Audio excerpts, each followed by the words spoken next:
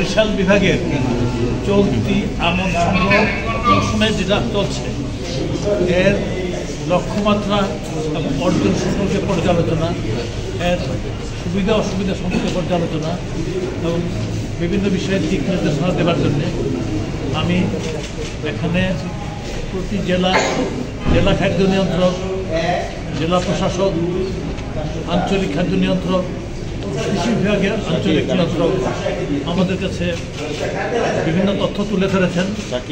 এইসব তথ্যে আমরা যেসব পেয়েছি, এখানে আমন সংগ্রহ অভিযান মোটামুটি আমনটা এই অঞ্চলে একটু লেটে হয়। আমন সংগ্রহ অভিযান এই পর্যায়ে আমরা মনে করছি আশাব্যঞ্জক। আমরা মনে করছি যে আমন সংগ্রহ অভিযানের জন্য সময়সীমা যেটা নির্ধারণ করা আছে সেই সময়সীমা অনুসারে এটা সংগ্রহ করা সম্ভব হবে এবং এই বিভাগে অতীতে যেমনভাবে বিভিন্ন কাজে সফল হয়েছে এই বিষয়ে তারা সফল হবে। লক্ষ্যমাত্রা বাড়ানোর উদ্যোগ, যেটা সরকারি গুদামে লক্ষ্যমাত্রা বাড়ানোর উদ্যোগটা আমরা এখনই নেব না, কারণ মার্কেটেও চাল দরকার আছে। কারণ সরকারি গুদামে নেওয়ার পরে আমরা মার্কেটে ছাড়ি, যেটা যদি দরকার হয় আপনারা বিক্রি করতে চান আমরা অবশ্যই নেব সেটা, কিন্তু আমরা নিজের তরফ থেকে এটা বাড়িয়ে দেবো না।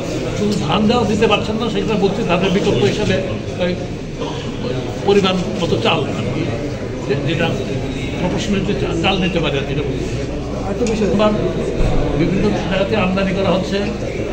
আমরা কিন্তু আমদানিগুলি করছি গুদামে ধরে রাখার জন্য না, আমরা ক্রমান্বয়ে গুদামে যেমন আমরা রাখবো আমরা আছে, ঠিক তেমনভাবে মার্কেটে আপনি দেখেন যে ওয়েমেস চালু করা আগে ছিল, টিসপির মাধ্যমে ওয়েমেস ছিল, এখন খাদ্য বিভাগের একটা ওয়েমেস কার্যক্রম ছিল, কিন্তু ফসলি মৌসুম দেখে কিছুদিনের জন্য এটা মফসলে স্থগিত রাখা হয়েছিল, আবার এটা চালু করে দেওয়া হয়েছে। প্রতি কার্য দিবসে প্রতি উপজেলায় 2 মেট্রিক টন করে চাল এখানে ওয়েমেসে দেওয়া হচ্ছে এবং দরকার মতো আমরা আরও বাড়াবো। এখানে মানুষ যদি বাজার থেকে খাদ্য সংগ্রহ কম পরিমাণ করতে হয় তাহলে বাজারের উপর চাপ কম পড়বে এবং ক্রমান্বয়ে বাজার অধিকতর স্থিতিশীল হবে, সহনশীল হবে, সাধারণ মানুষের জন্য এটা সুবিধাজনক হবে। ধন্যবাদ।